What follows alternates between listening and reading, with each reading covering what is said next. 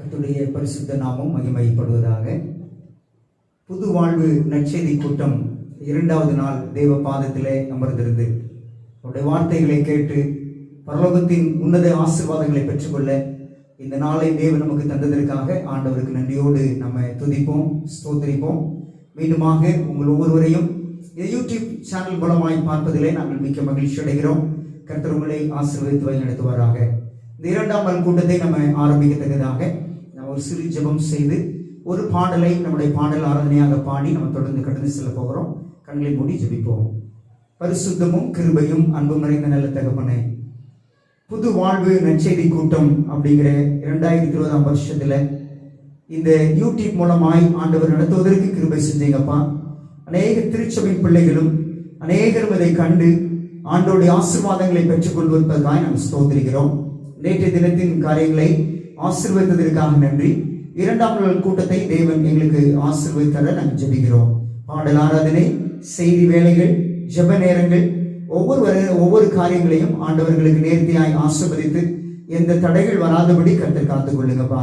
இந்த செய்திகளையும் இந்த ஆராதனையில கலந்து கொள்கிற குடும்பங்கள் நிச்சயமாய் தேவனிடை நெருங்கி வருவதற்கு இந்த அருமையான ஆராதனை ஆசீர்வாதமாயிருக்கு. கிருபை செய்தோம். எங்களை தாழ்த்தி கொடுக்கிறோம். நீங்க பேசுங்க. ஒவ்வொரு நிமிஷமும் இந்த கூட்டத்துல நாங்கள் உண்மை குறித்தே நாங்கள் பேச கிருபை செய்தோம். எல்லாவற்றையும் இயேசு வழியாய் ஜெபிக்கிறோம் எங்க நல்ல பிதாவே, ஆமென். இந்த புது வாழ்வு நற்செய்தி கூட்டம் நியூ லைஃப் கன்வென்ஷன் 2020 அப்படிங்கிற இந்த தலைப்பின் கீழாக நம்ம தொடர்ந்து கூட்டங்கள் நடைபெறுது. 2வது நாளாக இருக்கிறது. இந்த நாளிலும் இந்த பாடல் ஆராதனை வேலை நம்ம ஆண்டவரை துதிக்க போகிறோம். கர்த்தர் நிச்சயமாய் நம் ஒவ்வொருவரையும் ஆசீர்வதித்து கிருபை தருவாராக. முதல் பாடலாக போற்றி துதிப்போம் என் தேவ தேவனே புனித இதயமுடனே இந்த பாடலை பாட போகிறோம். நீங்கள் உங்க வீடுகளில் நீங்களோடு சேர்ந்து நீங்கள் பாடி ஆண்டவரை நீங்கள் துதிக்கலாம்.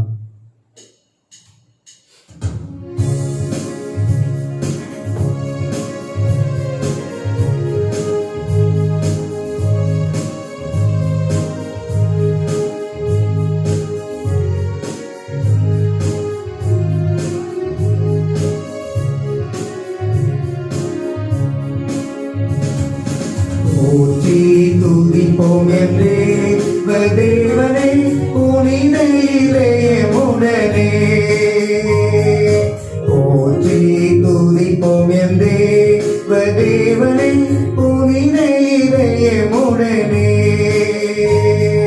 நேற்றும் என்றும் என்றுமா இயேசுவை நாம் என்றும் பாடி துதிப்போம். நேற்றும் என்றும் என்றுமா இயேசுவை நாம் என்றும் பாடி துதிப்போம். இயேசு என்னும் நாமமே என் ஆத்துமாவின் கீதமே. என் நேசரேசுவை நான் என்றும் ஏற்றி மகிழ்ந்திடுவேன். என் நேசரேசுவை நான் என்றும் ஏற்றி மகிழ்ந்திடுவேன். கோர பயங்கரமான புயலில் கொடிய அலையின் மத்தியில், கோர பயங்கரமான புயலில் கொடிய அலையின் மத்தியில் காக்கும் கரம் கொண்டு மாவில் சேர்த்தடைத்த அன்பை எண்ணி பாடுவேன்.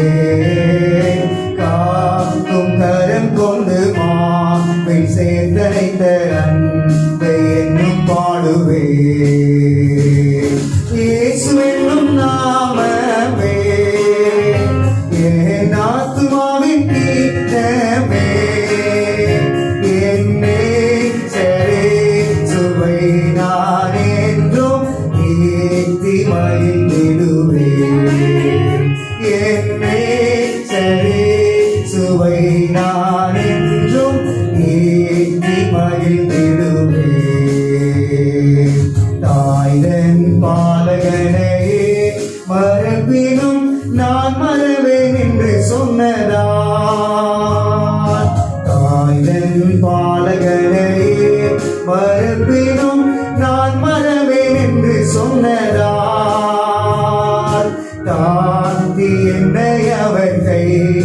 தந்து ஜீவன் பாதை என்றும் போடுவே.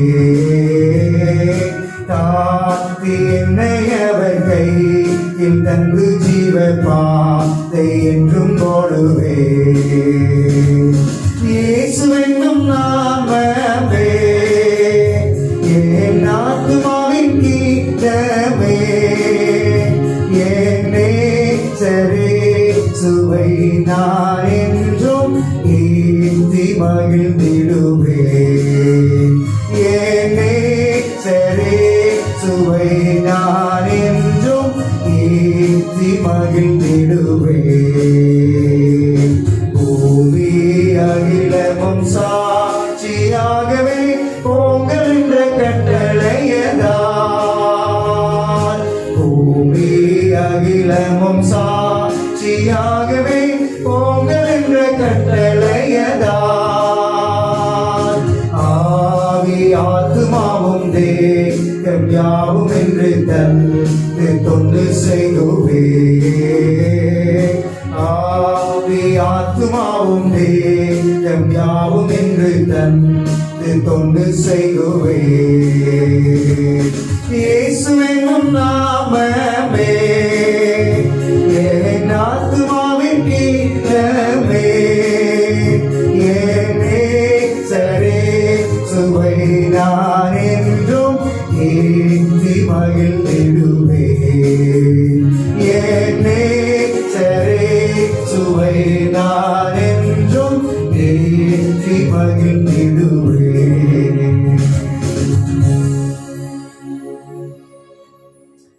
எங்களோடு சேர்ந்து உற்சாகமாய் பாடி அவருடைய நாமத்தை மகிமைப்படுத்தின நம்முடைய யாவருக்கும் நாங்கள் நன்றி தெரிவித்துக் கொள்கிறோம். கர்த்தர் நிச்சயமாய் அதிசயங்களை செய்கிற தேவன். இந்த பயங்கரமான நாட்களிலே தேவனுடைய ஒவ்வொரு கிருபையும் இரக்கமும் நம்மை முடிசூட்டி கொண்டிருப்பதற்காக நம் ஆண்டவருக்கு நன்றி சொல்லி துதிக்கிறோம்.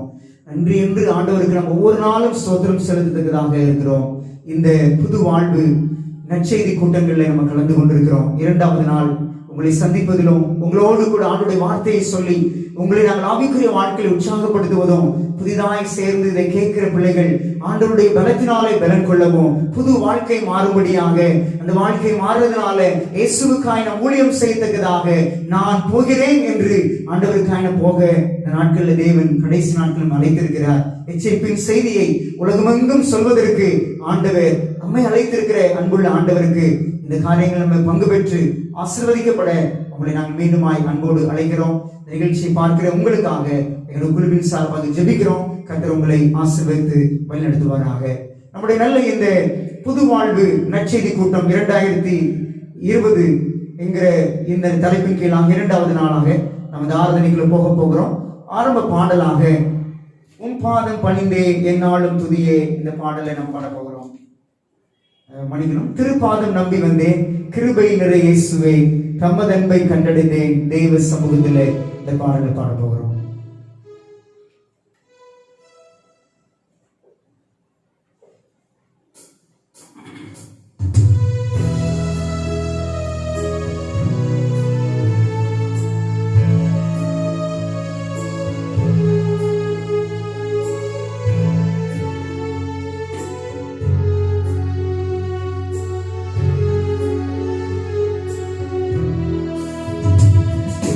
பாதம் நம்பி வந்தேன், கிருபை நிறை இயேசுவே தமதன்பை கண்டடைந்தேன், தேவ சமூகத்திலே தமதன்பை கண்டடைந்தேன், தேவ சமூகத்திலே இலை பாருதல் தரும் தேவா தலை தோரை தேடிடவே, இலை பாருதல் தரும் தேவா தலை தோரை தேடிடுமே, சிலுவை நிழல் என்ற தஞ்சம் சுகமாய் அங்கு தங்கிடுவே,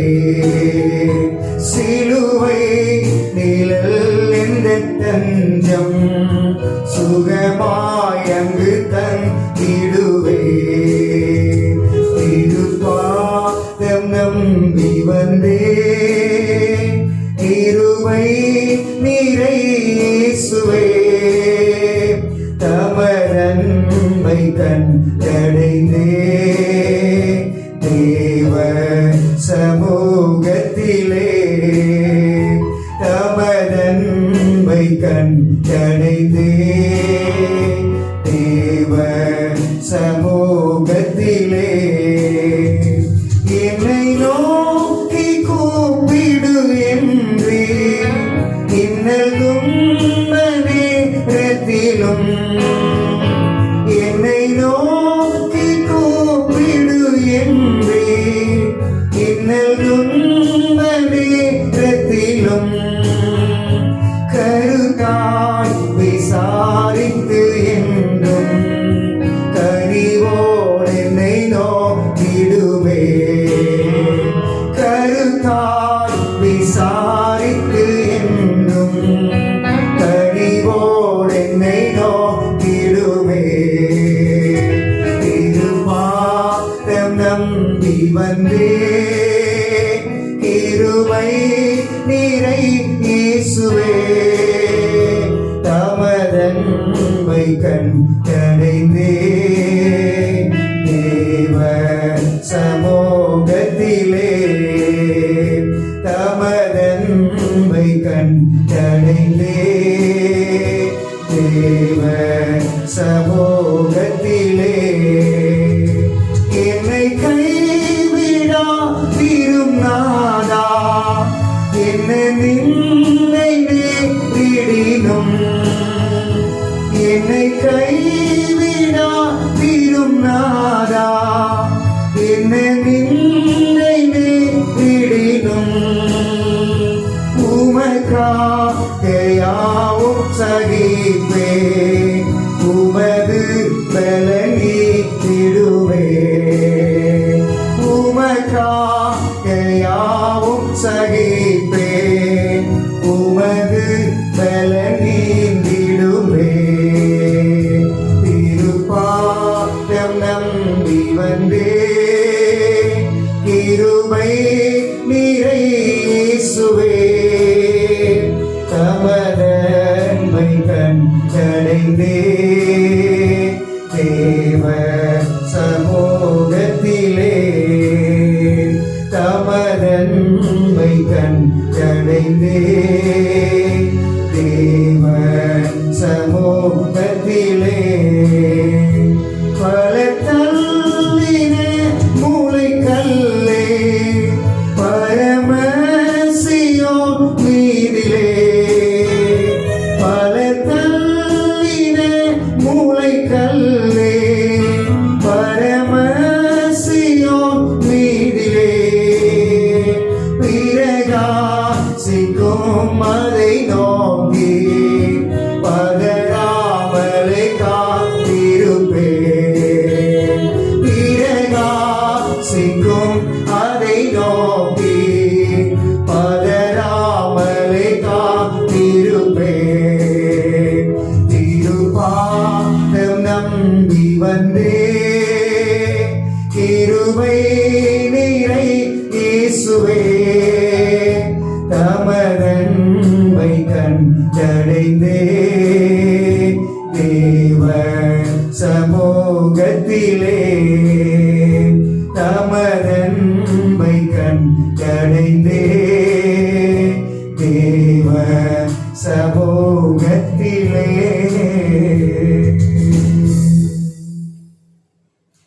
பயபக்தியோடு கூட நம்ம கண்களை மூடி நம்ம ஜெபிக்க போகிறோம். நல்ல ஆரம்ப ஜெபத்தை பிரியமான போதகர் பாஸ்டர் கிதியோன் அவங்க விஞ்ஞானபுரம் பெரியதாலை திருச்செந்தூர் சபையை கவனித்து வருகிற பாஸ்டர் கிதியோன் அவங்க ஜெபிப்பாங்க. நம்ம கண்களை மூடி ஜெபிப்போம்.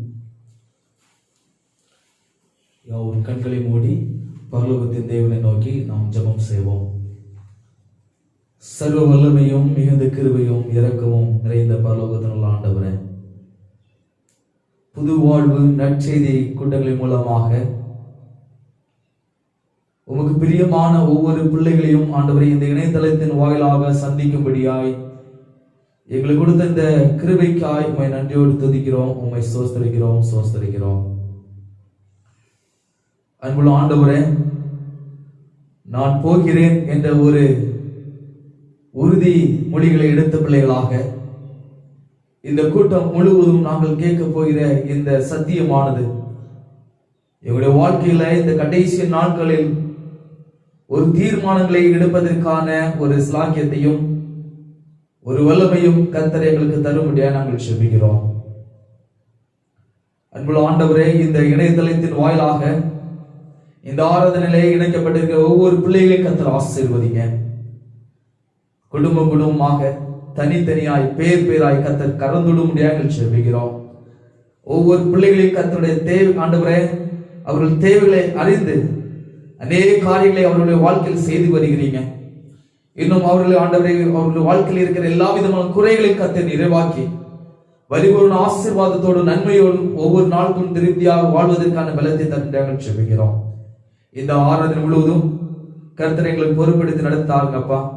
செய்தி கொடுக்கிற அன்பான மகனை தாசனை மறைத்து நீங்க வெளிப்படுங்க.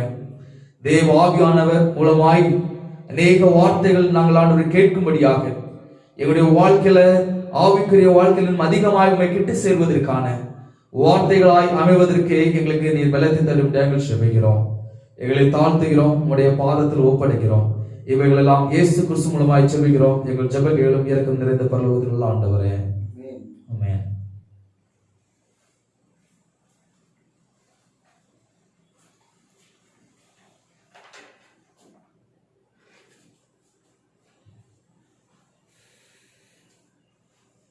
தேவனுடைய பரிசுத்த நாமம் மகிமைப்படுவதாக.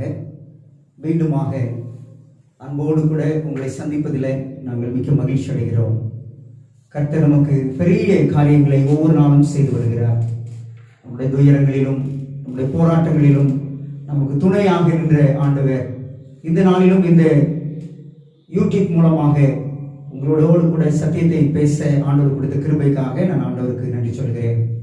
இந்த 2வது நாள் ஆண்டுடைய பாதத்திலே நம்ம அமர்ந்திருந்து இன்னும் ஒரு சத்தியத்தை படிப்பதற்கு ஆண்டவர் நமக்கு கிருபை செய்திருக்கிறார். நியூ லைஃப் கன்வென்ஷன் 2020 புது வாழ்வு நற்செய்தி கூட்டம் 2020 அப்படிங்கிற தலைப்பின் கீழாக ஒவ்வொரு நாளும் ஒவ்வொரு தலைப்பின் கீழாய் ஒரு சத்தியத்தை நாம் படித்துக் கொண்டு வருகிறோம். நேற்றைய தினத்திலே இந்த உலகத்தில், அதாவது சொல்லப்படுகிற பொழுது பயம் நிறைந்த உலகத்தில் என்ன செய்து கொண்டிருக்கிறோம் காரியங்கள் படித்தோம். இன்றைக்கு where is God when disaster strikes, பேரழிவுகள் நடக்கும் பொழுது, நடந்து கொண்டிருக்கிற பொழுது நம்முடைய தேவன் எங்கே என்கிற இந்த தலைப்பின் கீழாக நாம் இந்த சத்தியத்தை படிக்கும்படியாக இருக்கிறோம். ஒரு நிமிடம் ஜெபித்து கடந்து செல்வோம். பரிசுத்தமும் கிருபையும் அன்பும் நிறைந்த நல்ல தகப்பனே, உம்முடைய பாதப்படியிலே அமர்ந்திருந்து உம்முடைய வார்த்தைகளை தியானிக்கும் பொழுது ஆவியானவர் எங்களோடு பேசவும் கிரியை செய்யும்படி ஜெபிக்கிறேன். அடியனை மறைத்தலும் நீங்க பேசுங்க. இந்த செய்தியை கேட்கிற குடும்பங்களுக்கு நிச்சயமாய் ஆறுதலையும் சமாதானத்தையும் தர இயேசு மூலமாய் ஜெபிக்கிறோம் எங்கள் நல்ல பிதாவே, ஆமென். பேரழிவுகள் நடக்கும் பொழுது நம்முடைய தேவன் எங்கே என்கிற ஒரு கேள்விக்குறியோடு கூட இந்த கேள்விக்கு நாம் இன்று விடையை வேத புத்தகத்திலிருந்து நாம் பார்க்க போகிறோம். பேரழிவுகள் எதிர்பாராத சூழ்நிலையில் வந்து விடுகிறது. நம்ம நினைச்சு பார்க்காத நேரங்களிலே, எதிர்பார்க்காத ஒரு சூழ்நிலைகளிலே ஆபத்துக்கள், பேரழிவுகள், நாச மோசங்கள், நம்மை நினைச்சு பார்க்க முடியாத, நம்முடைய எண்ணங்களுக்கு எட்டாத அநேக காரியங்கள் இந்த உலகத்திலே நடந்து கொண்டிருக்கிறது என்பதை நாம் பார்க்கும் பொழுது நமக்கு மிகவும் வருத்தங்களும் வேதனைகளும் நம்மை சூழ்ந்து அங்கே நடந்து கொண்டிருக்கிறது. இந்த பேரழிவுகளும் போராட்டங்களும் பயங்கரமான காரியங்களும் இந்த பூமியிலே நடந்து கொண்டிருக்கிற இந்த சமயத்திலே ஆண்டவரை நேசிக்கிற நமக்கும், இந்த உலகத்தில் இருக்கிற அநேக ஜனங்களுக்கும், பறந்து விரிந்து கிடக்கிற இந்த உலகத்தின் பிள்ளைகளுக்கும் ஒரு கேள்வி என்னவென்று சொன்னால், இந்த பேரழிவுகள் நடந்து கொண்டிருக்கிற பொழுது நம்முடைய தேவன் எங்கே என்கிற ஒரு கேள்வியை இன்றைக்கு நாம் கேட்டுக் கொண்டிருக்கிறோம். நாம் துயரப்படும் பொழுது நம்முடைய ஆண்டவர் எங்கே, நாம் கண்ணீர் விடும் பொழுது, நாம் ஆபத்தில் சிக்கிக் கொள்ளும் பொழுது நம்முடைய ஆண்டவர் எங்கே போனார்? உண்மையில நம்முடைய துயரங்கள், நம்முடைய கண்ணீர்கள், நம்முடைய பேரழிவுகள், ஆபத்துக்கள் நம்முடைய ஆண்டவருக்கு தெரியுமா? அவர் நம்மை பார்த்து கொண்டிருக்கிறாரா என்றெல்லாம் நமக்கு கேள்விகள் கேட்டுக்கொண்டே இருக்கிறோம். உண்மையிலேயே அவர் கவனிப்பார் என்று சொன்னால், இந்த நடக்கக்கூடிய சம்பவங்கள், பேராபத்துக்கள், பேரழிவுகள், போராட்டங்கள் இதெல்லாம் அவர் பார்ப்பார் என்று சொன்னால், கவனிப்பார் என்று சொன்னால், அவர் நிச்சயமாய் ஏன் அவர் இந்த நேரத்தில் நமக்கு உதவி செய்யவில்லை? ஏன் இந்த காரியங்கள்ல நமக்கு அவர் பாதுகாப்பை கொடுக்கவில்லை? ஏன் இந்த சூழ்நிலைகள்ல நம்ம உதவி செய்வதற்காக வரவில்லை என்ற கேள்வியெல்லாம் நீங்கள் நானும் கூட கேட்க முடிகிறது. இப்படிப்பட்ட பயங்கரமான குழப்பமான பூமியில் எல்லாருடைய கேள்வியும் ஏன் ஏன் இவையெல்லாம் நடக்கிறது, இவையெல்லாம் நம்முடைய வாழ்க்கையில வருகிறது, இதற்கு ஆண்டவர் என்ன பதில் சொல்ல போகிறார் என்றெல்லாம் நாம் பார்க்க முடிகிறது. நாம் இந்த பேரழிவுகள் ஆகிய அக்கினி, தீ, வெள்ளம், பூமி அதிர்ச்சி நடக்கும் பொழுது ஏன் நடக்கிறது என்று அநேக நேரங்கள் நமக்கு தெரியவில்லை. இவையெல்லாம் என்ன சொல்லப்படுகிறது என்று சொன்னால், திரைக்கு பின்னால், திரைக்கு மறைவில் ஏதோ ஒரு சம்பவங்கள் நடக்கிறது, அது நம்ம கண்களுக்கு முன்பாக தெரியவில்லை என்பதை நாம் யோசித்து பார்க்கிறவர்களாக நாம் அங்கே இருக்க வேண்டும் என்று ஆண்டவர் அங்கே விரும்புகிறார். நம்முடைய தேவன் நம்மை நன்றாக அறியாதவரை நம்முடைய இருதயமானது பாரமாக இருக்கிறது. உண்மையை ஆண்டவர் பார்த்துட்டு இருக்கிறாரா? இந்த சூழ்நிலைகளில் தேவன் நம்மை கவனிக்கிறாரா அப்படிங்கிறதே நமக்கு தெரிகிற வரைக்கும் நம்முடைய இருதயமானது அங்கே பாரத்தோடு, அந்த ஏக்கத்தோடு கூட காணப்படுவதை பார்க்க முடிகிறது. ஒரு சிறு பையன், 5 வயது நிரம்பின பையன், பொம்மைகளை வைத்து அங்கே விளையாடி கொண்டிருந்தான். அதாவது துப்பாக்கி ஏந்தின சின்ன சின்ன பொம்மைகளை வைத்து அங்கங்குமாய் நகட்டி அந்த துப்பாக்கியை வச்சு மற்றவங்களை இயக்கி சுடுகிற மாதிரி அவன் இந்த காரியங்கள்லாம் அவன் செய்து கொண்டே அந்த அனுபவங்கள் சொல்லப்படுகிறது. அவன் நினைச்சான், அந்த யாரை கொலை செய்ய வேண்டுமோ அல்லது யாரை அவன் நகட்டி அந்த இடத்துல வைக்க வேண்டுமோ செய்ய முடியும், யாரை பின்னாலே கீழே தள்ள வைக்க வேண்டுமோ அவன் செய்ய முடியும். ஏனென்று சொன்னால் அவன் தான், ஏனால் அவன் மனிதன், மீதி எல்லாம் பொம்மை. அங்கே பேட்டரினால அல்லது நம்முடைய கரண்ட் மூலமாக இயங்கக்கூடிய அந்த பேட்டரி மூலமாக அவன் அந்த பொம்மைகளை அங்கெங்குமாய் நகர்த்தி அங்கெங்குமாய் வைத்து அவன் என்னென்ன அந்த காரியங்களை செய்கிறானோ அவையெல்லாம் செய்வதற்கு அவன் அதை ஒன்றாக அவன் பயன்படுத்த முடியும் என்பதை அங்கே பார்க்கலாம். ஆனால் இந்த அந்த பையன் மாத்திரம்தான் உயிருள்ளவன், மீது எல்லாம் பொம்மை. அவன் என்ன ஆட்டி படைக்கிறானோ அதே மாதிரி அந்த பொம்மைகள் ஆடும், அதாவது வைக்கிற இடத்துல அங்கே நிற்கும். இப்படி யோசித்து கொண்டிருக்கிற பொழுது இந்த அனுபவம் சொல்லுகிறது, ஆனால் தேவனுக்கு பொம்மை மனிதர்கள் தேவையில்லை. ஆண்டவருக்கு பேட்டரினால் இயங்கக்கூடிய, அந்த மின்சாரத்தினால் இயங்கக்கூடிய மனிதர்கள் தேவையில்லை. மாறாக ஒருத்தரை ஒருத்தர் நேசிக்கத்தக்கதாக, ஒருத்தரை ஒருத்தர் அன்பு கூறத்தக்கதாக, ஒருத்தரை ஒருத்தர் புரிந்து கொள்ளத்தக்கதாக, சுதந்திரமாக இருக்க, அதாவது நம்முடைய சுதந்திரத்தை தேர்ந்தெடுக்கத்தக்கதாக, ஃப்ரீடம் ஆஃப் சாய்ஸ் அப்படிங்கிற அந்த காரியங்களை தேர்ந்தெடுக்கக்கூடிய மனிதர்கள் தான் ஆண்டவருக்கு தேவை என்பதை பார்க்கலாம். எப்படிப்பட்ட சூழ்நிலையாயினும் ஆண்டவர் நமக்கு தெரிந்தெடுக்கும் உரிமையை ஆண்டவர் கொடுத்திருக்கிறார். அப்படிப்பட்ட மனிதர்கள் தேவை. பொம்மையான அல்லது மின்சாரத்தினால் இயங்கக்கூடிய பொம்மைகள் தேவையில்லை. ஏனென்று சொன்னால் ஆண்டவர் நமக்கு ஜீவனை கொடுத்திருக்கிறார், பலத்தை கொடுத்திருக்கிறார், ஞானத்தை கொடுத்திருக்கிறார், நமக்கு சுதந்திரத்தை கொடுத்திருக்கிறார், தெரிந்தெடுக்கும் உரிமையை கொடுத்திருக்கிறபடினாலே ஆண்டவருக்கு வேண்டுகிறவர்களாம் அவரை நேசிக்கக்கூடிய பிள்ளைகள். அது மாத்திரமல்ல, இந்த துன்பங்கள், துயரங்கள், பாவம் நிறைந்த உலகத்தில் நல்ல தீர்மானங்களை, டெசிஷன்ஸ் எடுக்கக்கூடியவர்களாக, ஆண்டவருக்காக நிற்கக்கூடியவர்களாக வேண்டும் என்று ஆண்டவர் விரும்புகிறார். அதான் அங்கே யோசுவா 24ஆம் அதிகாரம் 15ஆம் வசனங்களை வாசித்து பார்க்கிற பொழுது இஸ்ரவேல் ஜனங்களை பார்த்து யோசுவா சொல்கிறார், இன்றைக்கு உங்களுக்கு ஆண்டவர் தெரிந்தெடுக்கும் உரிமையை கொடுத்திருக்கிறார். என்ன வாசிக்க போகிறோம்? 24ஆம் அதிகாரம் 15ஆம் வசனம் சொல்கிறது, கர்த்தரை சேவிக்கிறது உங்கள் பார்வைக்கு ஆகாததாய் கண்டால் பின்ன யாரை சேவிப்பீர்கள் என்று இன்று தெரிந்து கொள்ளுங்கள் அப்படின்னு சொல்லிட்டு சொல்றாரு பாருங்க. நதிக்கு அப்புறத்தில் உங்கள் பிதாக்கள் சேவித்த தேவர்களை சேவிப்பீர்களோ, நீங்கள் வாசம் பண்ணுகிற தேசத்து குடிகளாகிய எமோரியரின் தேவர்களை சேவிப்பீர்களோ, நானும் என் வீட்டார்வோ என்றால் கர்த்தரையே சேவிப்போம். ஆண்டவரை தொழுது கொள்ளத்தக்கதாக தேவன் தானும் உண்மையான ஆண்டவர், அவருடைய பிள்ளைகள் நாம் என்று தெரிந்தெடுக்கும் உரிமையை தேவன் கொடுத்திருக்கிறார். யோசுவா அங்க கேட்கும் பொழுது அவர் சொல்லுகிறார், நீங்கள் எப்படியோ எனக்கு தெரியாது, ஆனால் எங்களை நேசிக்கிற ஒரு ஆண்டவர் இருக்கிறார், அவரையே நாங்கள் தொழுது கொள்வோம். எங்க வாழ்நாள் எல்லாம், எங்க வாழ்க்கை ஜீவன் இருக்கிற வரைக்கும் நாங்கள் அந்த இயேசு கிறிஸ்துவை தான் நாங்கள் தொழுது கொள்வோம் என்று அவர் அங்கே ஒரு காரியத்தை சொல்றார். தெரிந்தெடுக்கும் ஒரு உரிமை. Choose today. இன்று நீங்கள் தெரிந்தெடுங்கள் யாரை நீங்கள் சேவிப்பீர்கள் என்று. இன்று தெரிந்தெடுங்கள் யாரை நீங்கள் சேவிப்பீர்கள் என்று. தேவன் நமக்கு தெரிந்தெடுக்கும் உரிமையை கொடுத்திருக்கிறார். எங்கோ எப்படியோ ஒரு மனிதன் மீறினான், எதிர்த்து நின்றான், அவன் தேவனுக்கு விரோதமாய் போனான். தெரிந்தெடுக்கும் சுதந்திரத்தை அங்கே கொடுத்திருந்த பொழுதும் கூட அவன் தவறான ஒரு சுதந்திரத்தை அவன் தெரிந்தெடுத்தபடியினாலே இன்றும் கூட இந்த உலகமானது பாவத்தினாலே அங்கே இருக்கிறது என்பதை நீங்கள் நானும் கூட பார்க்க முடிகிறது. அதை குறித்து நாம் படிக்கிறோம் என்று சொன்னால், ஏசாயா தீர்க்க தரிசன புத்தகத்துல 14ஆம் அதிகாரம் அழகாக நமக்கு சொல்கிறது. 12 14 வரைக்கும் நான் வாசிக்க போகிறேன். ஏசாயா 14ஆம் அதிகாரம் அங்கே 12 14 வரை நான் வாசிக்கிறேன். அதிகாலையின் மகனாகி விடிவெள்ளியே, நீ வானத்திலிருந்து விழுந்தாயே, ஜாதிகளை ஈனப்படுத்தினவனே, நீ தரையிலே விழ வெட்டப்பட்டாயே.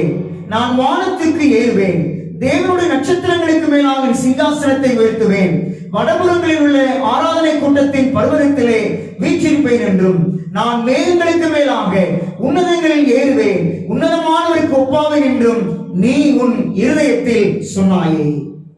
அன்பான ஆண்டவருடைய பிள்ளைகளே, லூசிபர், அதாவது விடிவெள்ளி நட்சத்திரம் என்று அழைக்கப்படக்கூடிய உயர் பதவி இருக்க பரலோகத்தில் ஆண்டவருக்கு அடுத்ததாக தேவதூருக்கெல்லாம் தலைவனாக, பாடல் குழுக்கு தலைவனாக இருந்த அந்த லூசிபர் தேவனுக்கு விரோதமாய் பெருமை பாராட்டி கொண்டிருந்தான். அந்த பெருமை பாராட்டினபடியினாலே ஆண்டவர் இருக்கிற இடத்துல தானும் இருக்க வேண்டும் என்று சொல்லி அவன் அங்கே நினைத்து பார்த்தான். அதான் அங்கே சொல்லுகிறது, நான் வானத்திற்கு ஏறுவேன், தேவனுடைய நட்சத்திரங்கள் மேலாக சிங்காசனத்தை உயர்த்துவேன், வடபுறங்களில் உள்ள ஆராதனை கூடத்தின் பர்வதத்திலே நான் வீற்றிருப்பேன், என் ஆண்டவருக்கு மேலாக நான் இருப்பேன் என்று அந்த பரிசுத்தமான பரலோகத்துல பாவமில்லாத ஒரு இடத்துல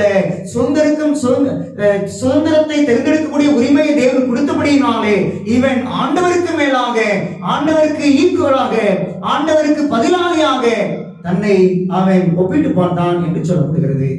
இன்னும் இவனை குறித்து இன்னும் அதிகமாய் நாம் படிக்கணும் அப்படின்னு சொன்னால், எசேக்கியேல் 28ஆம் அதிகாரத்திற்கு நாம் வருவோம் என்று சொன்னால், அங்கேயும் அழகாக இந்த லூசிபரை குறித்து சொல்லப்பட்டிருக்கிறது.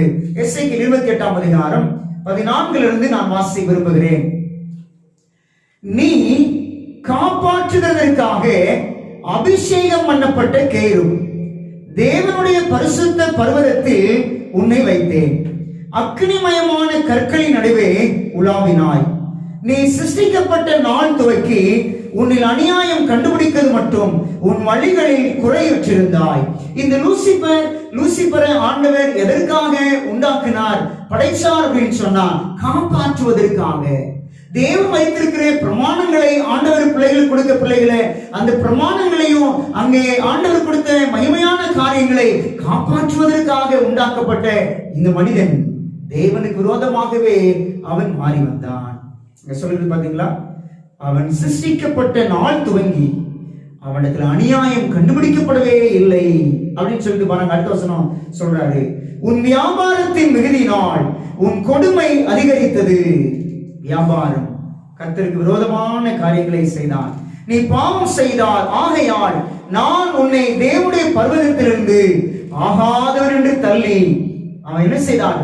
காப்பாற்றுகிற கேருபாய் இருந்த உன்னை அக்னிமயமான கற்களின் நடுவே இராதபடிக்கு அழித்து போடுவேன். பரலோகத்தில் எவ்வளவு மகிமையான இடம், பரிசுத்தமான இடத்துல சந்தோஷமா இருக்கக்கூடிய அந்த லூசிபர் தேவன் இருக்க வேண்டிய இடத்துல இருக்கணும்னு நினைச்சிட்டு பெருமை பாராட்டி கொண்டதுனால அவன் அங்க கீழே இருந்து அகல பாதாளத்திலே தள்ளப்பட்டவனாய் இந்த லூசிபர் போனான். என்று பாருங்களேன், உன் அழகினால் உன் இருதயம் மேற்றுமையாயிற்று, உன் மினுக்கினால் உன் ஞானத்தை கெடுத்தாய், உன்னை தரையிலே தள்ளி போடுவேன், ராஜாக்கள் உன்னை பார்க்கும்படி உன்னை அவர்களுக்கு முன்பாக வேடிக்கையாய் ஆக்குவேன்.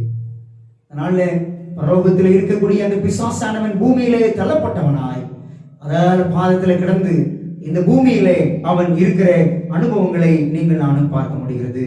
அப்படி என்று சொன்னால் நம்ம இங்க பார்க்கிற பொழுது துன்பத்திற்கு தேவன் காரணமா, பேரழிவுகளுக்கு தேவன் காரணமா? நாம் பார்த்தோம், லூசிபரை தேவன் நன்றாகத்தான் படைத்திருந்தார். ஆனால் லூசிபர் அவன் தவறான காரியங்களை பெற்றுக்கொண்டான். அவர் தேவன் படைக்கும் பொழுது அவனுக்குள்ள ஒரு குறைவும் இல்லை. லூசிபர் அவனுக்குள் துன்பத்தை உருவாக்கினானா அப்படின்னு சொன்னால், இப்பொழுது தேவன் என்ன செய்ய முடியும்? இதை அவர் எப்படி யோசித்துக் கொண்டிருக்கிறார்? இப்படிப்பட்ட ஒரு பயங்கரமான துன்பங்கள் இந்த லூசிபர் மூலமாக பரலோகத்தில் வந்துருச்சு.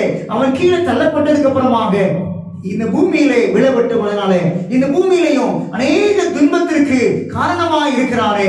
இந்த துன்பத்தை மீட்பதற்காக, பேரழிவுகளை கொண்டு மாற்றுவதற்காக, பாவங்களை நம்மிடத்திலிருந்து எடுத்துக்கொள்வதற்காக தேவன் என்ன செய்வார்? அவர் என்ன முடிவெடுப்பார்? என்ன திட்டங்களை அவர் தீர்த்துக் கொண்டிருப்பார்? தேவன் இப்பொழுது என்ன செய்வார்? தேவனுடைய திட்டம் என்ன?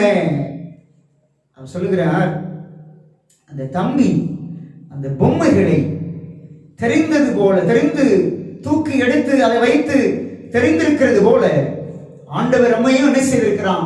இந்த உலகம் பாவம் செஞ்ச உடனே அந்த பொம்மை தானே நம்ம, தேவன் வல்லமை உள்ளவர் தானே, நம்மை ஒன்றுமில்லாமல் தூக்கி அங்கே மாற்றிருக்கலாம், அல்லது உடைத்து போட்டுட்டு வேற ஒரு மனிதனை, பாவம் செய்யாத மனிதனை ஆண்டவர் உண்டாக்கி இருக்கலாம். ஆதாமையும் ஏவாளும் பாவம் செய்ததுக்கு அப்புறமாக வேற ஒரு புது ஆதாமை, வேற ஒரு புது ஏவாளை ஆண்டவர் உண்டாக்கி இந்த பூமியை பரிசுத்த பூமியாக அவர் வைத்திருக்கலாம். ஆனால் அவர் அப்படி செய்யாதபடிக்கு அவர் இதற்கு ஏதாவது ஒரு பாதுகாப்பான வழியை உண்டாக்க வேண்டும் என்று சொல்லி, இந்த பிரச்சனையை போக்க வேண்டும் என்று சொல்லி, இதனால் ஆயிரம் ஆண்டுகளாக உபத்திரவங்களும் பேரழிவுகளும், அங்கே யுத்தங்களும் பஞ்சங்களும் பயங்கரமான சூழ்நிலைகள் பாவத்தினாலே வந்து கொண்டிருக்கிறது. இதற்கு பாதுகாப்பான ஒரு திட்டங்கள், பாதுகாப்பான ஒரு வழியை உண்டாக்க வேண்டும் என்று சொல்லி தேவன் தெரிந்து அந்த காரியங்களை செய்கிறார். வெளிப்படுத்தின விசேஷம் 12ஆம் அதிகாரத்தில் அங்கே வாசித்து பார்க்கிற பொழுது 7 to 9 வரைக்கும் அங்கே பார்க்கிற பொழுது அங்கேயும் ஒரு அருமையான காரியத்தை தேவன் நமக்கு சொல்கிறார். வாசிக்க போகிறோம். 7வது வசனம். வானத்திலே யுத்தம் உண்டாயிற்று, மிகாவேலும் அவனை சேர்ந்த தூதர்களும் வலுசற்பத்தோட யுத்தம் பண்ணினார்கள், வலுசற்பமும் அவரை சேர்ந்த தூதரும் யுத்தம் பண்ணியும் ஜெயம் கொள்ளவில்லை. வானத்தில் அவர் இருந்த இடமும் காணப்படாமல் போயிற்று. உலகம் அனைத்தையும் மோசம் போக்குகிற, நல்லா கவனிங்க, துன்பத்திற்கு யாரு காரணம் என்று படிச்சுக்கிட்டு இருக்கிறோம். பேரழிவுகளுக்கு, போராட்டங்களுக்கு யார் அங்கே காரணம் என்று நாம் படிச்சுக்கிட்டு இருக்கிறோம். அங்கே சொல்லப்படுகிறது, உலகம் அனைத்தையும் மோசம் போக்குகிற பிசாசு என்னும் சாத்தான் என்றும் சொல்லப்பட்ட பழைய பாம்பாகிய பெரிய வலுசற்பம் தள்ளப்பட்டது. அது பூமியிலே விழ தள்ளப்பட்டது. அதனோடு அதை சேர்ந்த தூதரும் தள்ளப்பட்டார்கள். இந்த உலகத்தை மோசம் போக்குறது யாரு? தேவனா? ஏன் இந்த துன்பம் அழிவுக்கெல்லாம் காரணம் ஆண்டவரா? இப்படிலாம் நம்ம கேள்வி கேட்டுக்கொண்டிருக்கும் பொழுது வேதம் சொல்லுகிறது, உலகம் அனைத்தையும் மோசம் போக்குகிற பிசாசு என்னும் சாத்தான் என்றும் சொல்லப்பட்ட பழைய பாம்பாகிய பெரிய வலுசற்பம் தள்ளப்பட்டது. அப்போ பரலோகத்திலிருந்து தள்ளப்பட்ட அந்த லூசிபர் தான் இந்த துன்பத்திற்கும், இந்த உலகத்தினுடைய எல்லா காரியத்தையும் மோசம் போக்குவதற்கும், அழிவுக்குள்ளும் துன்பத்திற்கும் வருவதற்கும் அவன்தான் காரணம் என்பதை இந்த அருமையான வேத வசனம் நமக்கு விளக்கி காட்டுகிறது. அதனாலதான் தேவன் இந்த உலகத்தை எப்படி படைத்தார் என்று பாருங்க.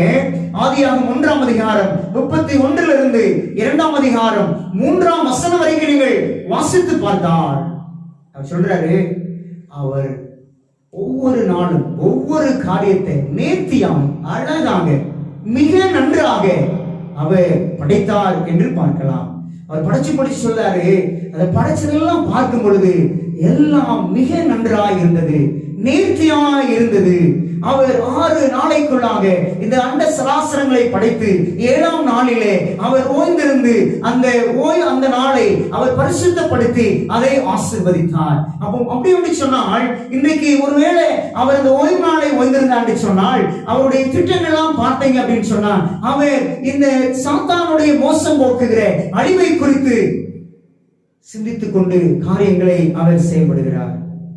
வெளிப்படுத்தின விசேஷத்தை பார்த்தீங்கன்னு சொன்னால் எப்படி தேவன் ஒரு திட்டத்தை தீட்டி சரியாக செய்ய வேண்டும் என்று அவர் விரும்பினார் என்று பார்க்கலாம். வெளிப்படுத்தின விசேஷம் 13ஆம் அதிகாரம் 8ஆம் வசனத்தை பாருங்க. உலக தோற்றம் முதல் அடிக்கப்பட்ட ஆட்டுக்குட்டியினுடைய ஜீவ புஸ்தகத்தில் பேர் எழுதப்பட்டிராத பூமியின் குடிகள் யாவரும் அதை வணங்குவார்கள். ஆண்டவர் திட்டம் போடுகிறார். இந்த பிரச்சனை, போராட்டம், அழிவு, பாவம் இதெல்லாம் சாத்தான் கொண்டு வந்துட்டான். இதுக்கு காரணம் என்ன? இந்த காரியங்களை பாதுகாப்பாக இதெல்லாம் மாற்ற வேண்டும். நம்முடைய பிள்ளைகள், ஆண்டவரை நேசிக்கிற பிள்ளைகளுக்கு நல்ல ஆசீர்வாதத்தையும் பாதுகாப்பையும் கொடுக்க வேண்டும் என்று சொல்லி ஆண்டவர் விரும்பிக் கொண்டிருக்கிறார் என்பதை நாம் அங்கே பார்க்க முடிகிறது.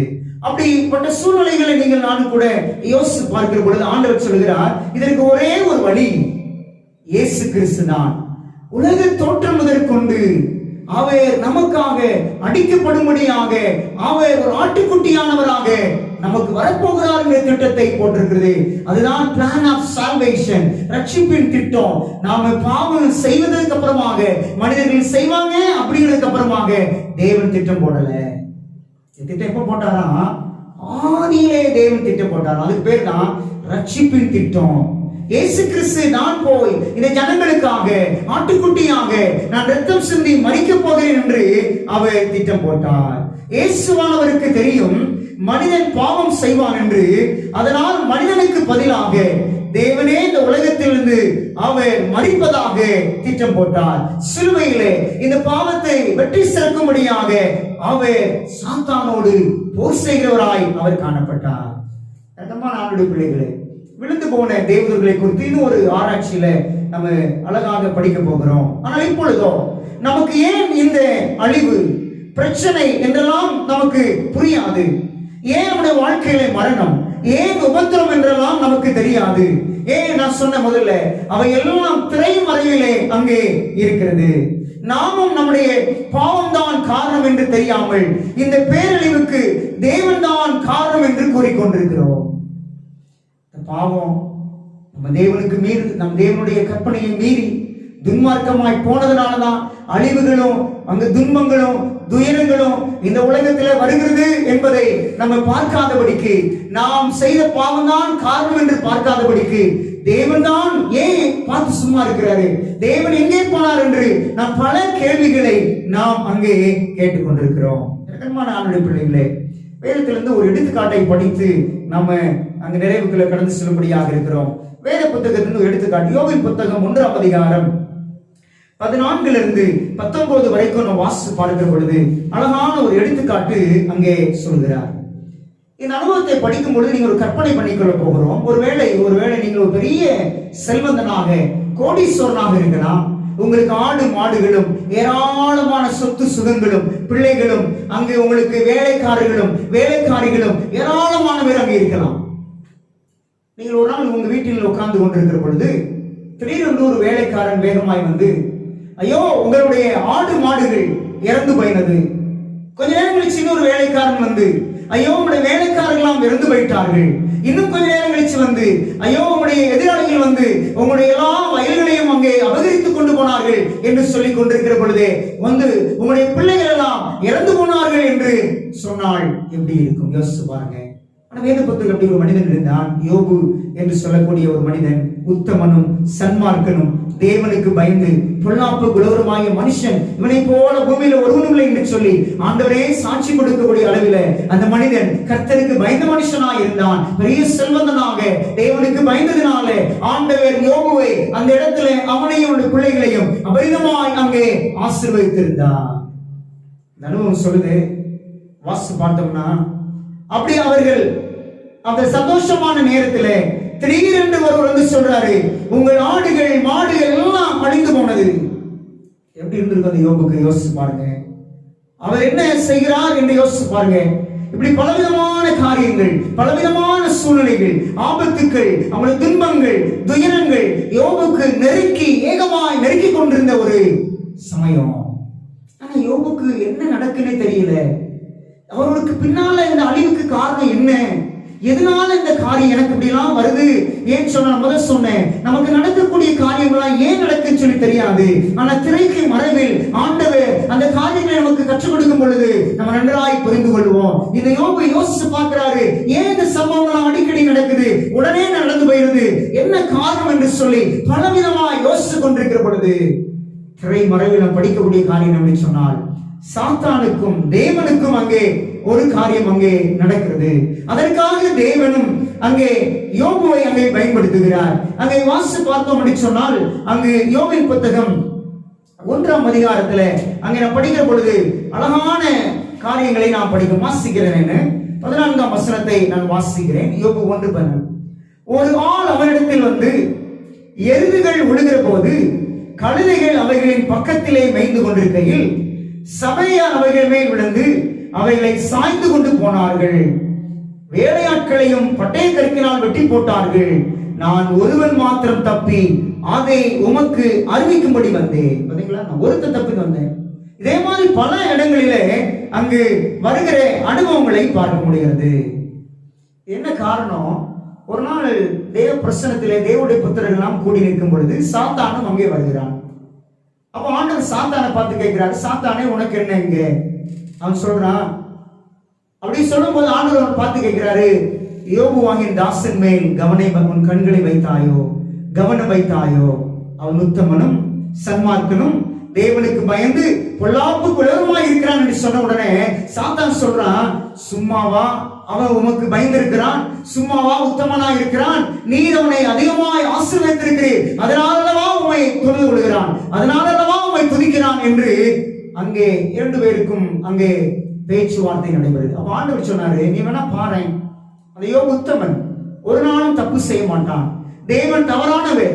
தேவன் துன்பத்திற்கு காரணம் என்று புரிந்து கொள்ளவே மாட்டான். துன்பத்திற்கு காரணம் அவன் யார் என்று யோபுக்கு தெரியும். ஆனால் அவன் என்னை குறை சொல்ல மாட்டான். வேணும் என்று சொன்னால் நீ சோதிச்சு பார் என்று சாத்தானுக்கு உத்தரவு கொடுத்து சொன்ன, அவனுடைய உயிரை மட்டும் எடுக்காதே. அப்பொழுது இந்த சாத்தான் பூமியிலே வந்து யோபுவை ஒவ்வொன்றாய் அழிவுக்குள்ளே கொண்டு வந்து ஒவ்வொரு காரியமாய் செய்யும் பொழுது, ஒவ்வொரு காரியங்களாக அவன் செய்கிற பொழுது வேலையாட்கள் இறந்து போனாங்க.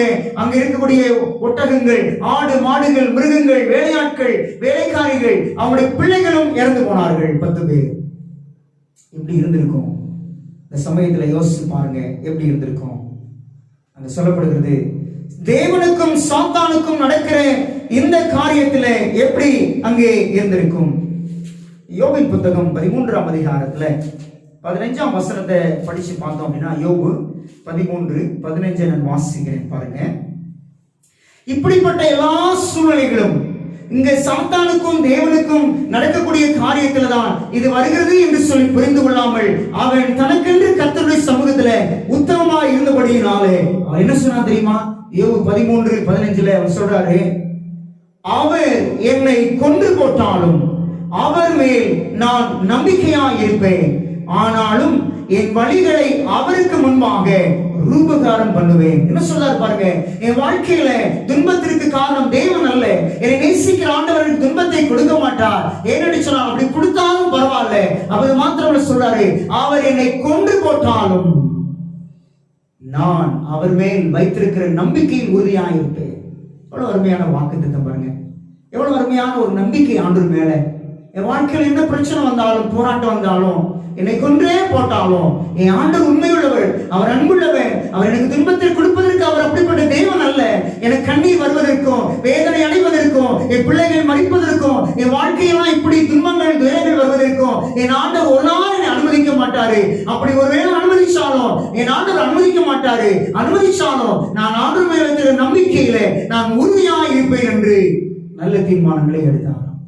அன்பான ஆண்டவருடைய பிள்ளைகளே, நீங்களான இந்த நாட்களில அவருடைய சமூகத்துல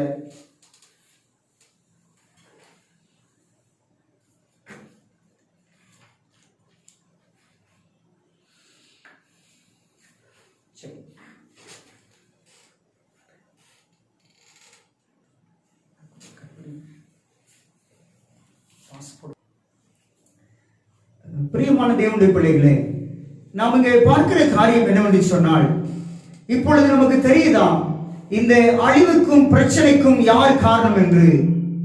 தேவன் ஒருபோதும் இல்லை. நம்முடைய வாழ்க்கை நமக்கு ஒரு நல்ல உதாரணமாக இருக்கிறது. இன்னைக்கு நம்ம பல கேள்விகளை கேட்டுக்கொண்டிருக்கிறோம். தேவன் இல்லை என்று சொல்கிறவர்களும், தேவன் இருக்கிறார் என்று ஒரு சிலர் நம்பிக்கொண்டிருக்கிறவர்களும், நாம் ஆண்டவர் நம்புறோமே, எங்க வாழ்க்கையில எவ்வளவு பிரச்சனை, இவ்வளவு போராட்டம், இவ்வளவு கண்ணீர் என்று கலங்கி வேதனைப்பட்டு கொண்டே இருக்கிற அனுபவங்களை பார்க்க முடிகிறது. யோசிச்சு பாருங்க, நம்மை நேசிக்கிற ஆண்டவர், நமக்காய் ஜீவனை கொடுத்தவர், இந்த உலகத்தின் ஆதி முதல் மனிதன் உண்டாவதற்கு முன்பாகவே மனிதர்கள் பாவம் செய்வாங்க என்று சொல்லி அவங்களை நல்வழிப்படுத்தணும், அந்த பாவத்திலிருந்து மீட்கணும், பரலோகத்திற்கு கொண்டு போகணும் என்று சொல்லி உங்களுக்காய் எனக்காய் அவமானப்பட்டு கல்வாரி சிலுவையிலே மரித்து நம்முடைய கண்ணீர்களை துடைக்கிற ஆண்டவர் அவர் துன்பத்திற்கு காரணமாக இருப்பாரா?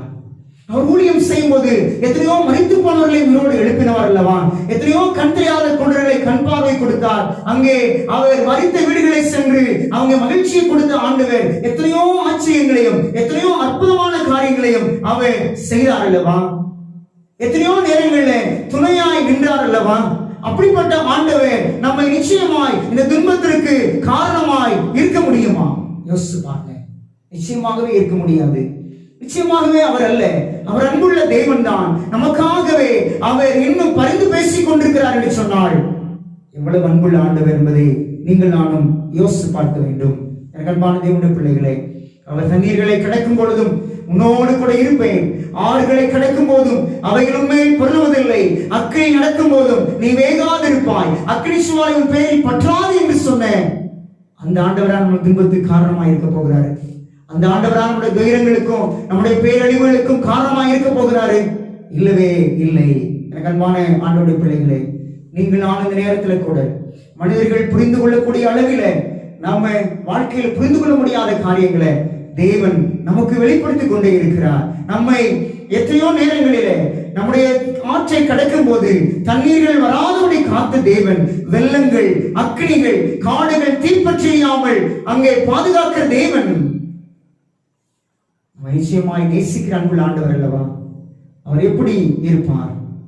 நம்ம புரிந்து கொள்வது கடினம்தான். ஆனால் புரிந்து கொண்டால் நிச்சயமாய் நம்ம ஆண்டவரை போல ஒரு தெய்வம் இந்த உலகத்தில் இல்லைங்க. அப்படிப்பட்ட அன்புள்ள தேவன் நம்ம நேசித்திருக்கிறார். ஆனால் இந்த நாளிலே கூட நாம் கடந்து போவதற்கு முன்பாக ஒரு தீர்மானத்தை எடுக்க வேண்டும். என் ஆண்டவர் துன்பத்திற்கு காரணம் அல்ல, பிசாசு. அவன்தான் துன்பத்திற்கு காரணம். பிசாசிலிருந்து வரும்படியாக யோசுவாவை போல நீங்கள் நானும் நல்ல தீர்மானங்களை நான் எடுக்க வேண்டும். யோசுவா எடுத்தது போல இன்று நீங்கள் யாரை செவிப்பீர்கள் என்று கேட்டு சொல்றாரே, நானும் என் வீட்டாரும் என்றால் கர்த்தரையே செவிப்போம் என்று சொன்ன மாதிரி ஆண்டவர் உங்களை நேசிக்கிறவர். துன்பத்திற்கு காரணம் அவர் அல்ல, பிசாசும். அவருடைய செயலும் தான் துன்பத்திற்கு காரணம். நம்முடைய தேவன் அன்புள்ளவர், நம்மை நேசிக்கிறவர் என்பதை நீங்கள் ஆண்டவருக்காய் ஒப்பு கொடுத்து ஆண்டவரை உங்களுடைய வாழ்க்கையில் தெய்வமாய் கொண்டிருங்கள். ஆண்டவர் உங்களுக்கு துணையாய் வைத்திருங்கள். அப்படிப்பட்ட ஆண்டவர் உங்க வாழ்க்கையெல்லாம் கூட வந்து உங்களை ஆசீர்வதித்து அந்த பரம கானானுக்கு உங்களை ஆண்டவர் அழைத்து செல்வாராக. ஆமென். அப்படி நல்ல இந்த கூட்டத்தை நம்ம நிறைவேற்றிக் கொண்டிருப்படியாக நம்ம யாவரும் நமக்கு வருவாய் தருணம் இதுவே அழைக்கிறாரே வல்ல ஆண்டவர் இயேசு வந்த இந்த பாடலை நம்ம பாட போகிறோம்.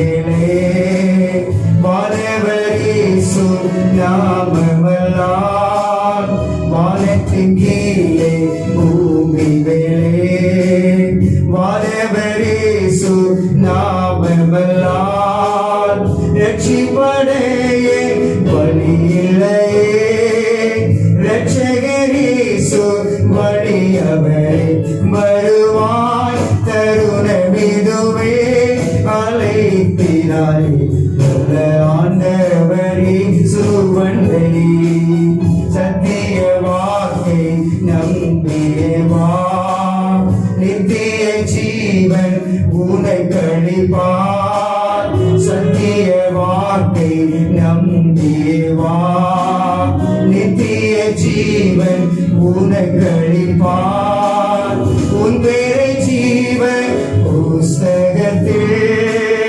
உண்மையாயின்று எழுதிடுவார் வருவாய் தருணமிதுவே அழைக்கிறாரே நல்ல ஆண்டவரே சுவண்டை வருவாய் தருணமிதுவே அழைக்கிறாரே நல்ல ஆண்டவரே சுவண்டை.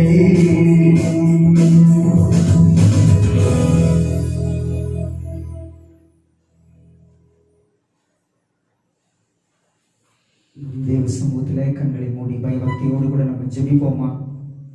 சத்திய வாக்கை நம்பியவா நித்திய ஜீவன் உனக்களிப்பார் உன் பெயரை ஜீவ புஸ்தகத்தில் இன்றே எழுதிடுவார். ஆண்டு ஒரு வாய்ப்பை நம்ம கொடுக்கிறாரு. தேவனை தொழுது கொள்ளவா அல்லது வேற காரியங்களை தொழுது கொள்ளவா? யாரை இன்று நீங்கள் தேர்ந்தெடுப்பீர்கள்? இந்த உலகத்திற்கு ஆண்டவராய் இயேசுவானவர் 2000 வருஷங்களுக்கு முன்பாக வந்து நமக்காய் கல்வாரி சிலுவையிலே மரித்தவர் எப்படி துன்பத்திற்கு காரணமாய் அழிவுக்கு காரணமாய் இருக்க முடியும்? தேவன் அல்ல, பிசாசு தான் இதெல்லாம் காரணம் என்பதை உணர்ந்து தேவ சமூகத்தில் ஒப்பு கொடுத்த ஆண்டவரை நாங்கள் தவறாய் புரிந்திருந்தோம், தவறாய் நாங்கள் தெரிந்திருந்தோம். எங்களை நேசிக்கிற ஆண்டவர் ஜீவனை கொடுத்தவர்ப்பா, நீங்க உங்களையே நாங்கள் செய்வோம் என்று நல்ல தீர்மானங்களை எடுப்போம். கர்த்தரை ஆசீர்வதிப்பார். ஜெபிப்போமா. ஆபிரகாமின் தேவனும் ஈசாக்கின் தேவனும் யாக்கோபின் தேவனுமாக எங்கள் முற்பிதாக்களின் தேவனே, இந்த மாலை பொழுதுல மீண்டுமாக உம்முடைய பாதப்படியில வந்து 2ஆம் நாள் கூட்டத்தை நாங்கள் கலந்து கொண்டு இந்த நிறைவு நேரத்தில் ஆசீர்வாதத்திற்காய் காத்திருக்கிறோம். ராஜா, சத்தியத்தையும் அறிவீர்கள், சத்தியம் உங்களை விடுதலையாக்கும் என்று சொன்ன அன்புள்ள ஆண்டவர், இந்த 2ஆம் நாளிலே இந்த துன்பத்திற்கும் அல்லது பேரழிவுக்கும் யார் காரணம் என்று சொல்லி நாங்கள் படிக்க கிருபை தந்தீங்க ராஜா. அதற்காக நாங்கள் ஸ்தோத்திரித்து நன்றி சொல்கிறோம். எங்களை நேசிக்கிற அன்புள்ள ஆண்டவர், ஜீவனை கொடுத்தவர், எங்களுக்காக கல்வாரியிலே பிசாசோடு போராடி ரத்தத்தை சிந்தினவர் எப்படி எங்களுக்காக செய்திருக்கிறாங்க உணர்ந்து நாங்கள் பார்க்கிற பொழுது, அன்புள்ள தகப்பனே, நாங்கள் ஒருவேளை தவறாய் புரிந்திருந்தால் எங்களை மன்னிக்கும்படியாய் நாங்கள் ஜெபிக்கிறோம். இந்த நல்ல நேரத்தில் இந்த யூடியூப் மூலமாக பார்த்து ஜெபத்துல தலைகளை தாழ்த்தி ஆண்டுடைய சமூகத்துல ஒப்பு கொடுத்து ஜெபித்துக் கொண்டிருக்கிற ஒவ்வொரு பிள்ளைகளுக்காக விசேஷமாய் ஜெபிக்கிறோம். தனித்தனியாக பேராய் குடும்பமாய் ஆசீர்வதிங்க ஆண்டவரே. சிறு பிள்ளைகளுக்காக, வாலிபர்களுக்காக, பெரியோர்களுக்காக, வயோதிபர்களுக்காக நாங்கள் ஜெபிக்கிறோம். ஒவ்வொரு பிள்ளைகளுடைய தேவ சமாதானத்தை தாரும், ஒவ்வொரு பிள்ளைகளுக்கு வேண்டிய ஆசீர்வாதங்களை கட்டிலும் ஆண்டவரே. சுகவீனங்கள், பலவீனங்கள் யாராவது காணப்படுவாங்க என்று சொன்னா அவங்களை தொட்டு ஆசீர்வதிங்க ஆண்டவரே. பொருளாதார பிரச்சனைகள், கடன் பிரச்சனைகள், வேலை இல்லாத திண்டாட்டங்கள், பலவிதமான காரியங்கள் குடும்பத்தில் நெருக்கிக் கொண்டு இருந்தாலும் அன்புள்ள ஆண்டவரே, அந்த குடும்பங்களை நேசிக்கிறவர் ஒவ்வொரு நாளும் தொட்டு ஆசீர்வதித்து பரலோகத்தின் ஒவ்வொரு நன்மைகளால் நிரப்பும்படியாய் நான் ஜெபிக்கிறேன் ராஜா. இந்த வேளையிலும் விசேஷமாக இந்த நாளின் கூட்டங்களை எங்களுக்கு ஆசீர்வதிப்பதற்காக நன்றி ராஜா. கொரோனா மூலமாக இந்த உலகம் இன்னும் அதிகமாய் பாதித்துக் கொண்டிருக்கிறது என்பதை பார்க்கிறோம். மருந்து கண்டுபிடிக்க முடியாதபடி விஞ்ஞானிகள், மருத்துவர்கள் திணறிக் கொண்டிருப்பதை நாங்கள் பார்க்கிறோம். கர்த்தர் இறக்க வைத்தால், கர்த்தர் எங்களுக்கு கிருபையாய் இருந்தால் நல்ல மருந்து கண்டுபிடிக்கத்தக்கதாக தடுப்பு மருந்து கண்டுபிடித்து அதன் மூலமாய் இதிலிருந்து விடுபட நீங்க கிருபை செய்யும்படி நாங்கள் ஜெபிக்கிறோம். தொடர்ந்து அன்புள்ள ஆண்டவரே, இந்த நாளில் விசேஷமாய் இந்த செய்தியை கேட்டு ஆண்டவருக்காய் ஒப்பு கொடுத்த ஒவ்வொரு குடும்பங்களையும் ஆசீர்வதிங்கப்பா. உங்களுடைய பாதுகாப்புல வச்சு ஏற்றுக்கொள்ளுங்க ஆண்டவரே. இந்த உலகம் இன்னும் ஒரு பேர் ஆபத்தை சந்திக்க போகிறது. உம்முடைய வருகையின் நாளிலே இந்த உலகமானது அழிய போகிறது.